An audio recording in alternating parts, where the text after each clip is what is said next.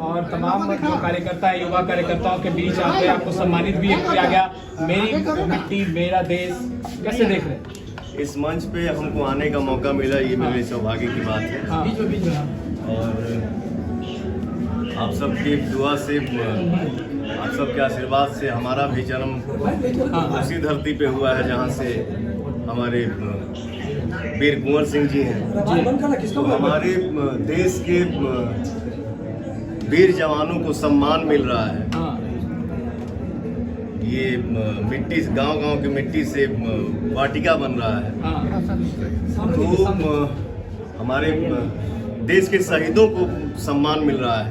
तो ऐसे सोच हमारे देश के यशस्वी प्रधानमंत्री नरेंद्र मोदी जी को मेरा दिल से सलाम है। अच्छा, आप अभिनेता के साथ साथ बीजेपी के कार्यकर्ता भी हैं और काफी एक्टिव रहते हैं आप।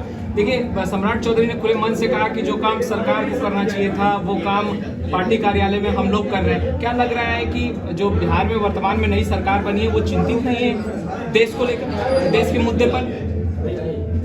देखिए क्या है, हम पार्टी के एक नया सिपाही हैं। बहुत ज़्यादा हमको नॉलेज भी नहीं है, सेंस भी नहीं है, और जिस चीज़ के बारे में हमको जानकारी नहीं होती है तो उस पर हम ज़्यादा टिप्पणी नहीं करना चाहते हैं। हाँ, ये है, इतना हम जरूर जानते हैं कि हम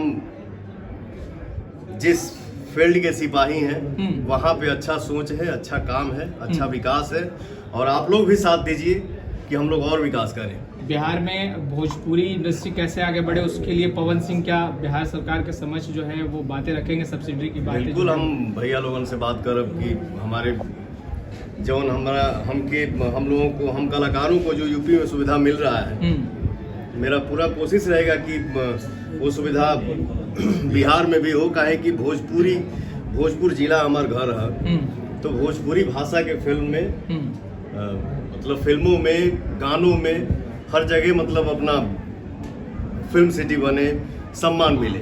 आरण लोकसभा सीट से क्या चुनाव लड़िएगा 2024 में? बीइंग अ यूथ, क्योंकि युवाओं को बढ़ाने की बात हर पार्टी करती है, बीजेपी भी करती है। देखिए क्या है, हम पार्टी के सिपाही हैं, और जौन ऊपर से आगे से आदेश आई वो हमके आदेश के पालन करेगा। इच्छा है चुनावी मैदान में आने का? इसका इच्छा किसको नहीं होगी? हर कोई चाहता है कि हर कदम हम आगे बढ़ें। हमको पहले आप लोगों ने, हमारे दर्शक ने गायक बनाए, उसके बाद नायक बना दिए, इसके बाद पवन सिंह क्या बनेगा ये सब हमारे ऑडियंस के हाथ में है। आप जिस तरह से बीजेपी में मनोज तिवारी है, निरहुआ है, रवि किशन है, पवन सिंह को भी देखा जाएगा लोकसभा में? बिल्कुल देखेंगे, समय आने दीजिए। कमर कस चुके हैं, बस आदेश का इंतजार है। बस आदेश का इंतजार। चलिए, जय श्री राम।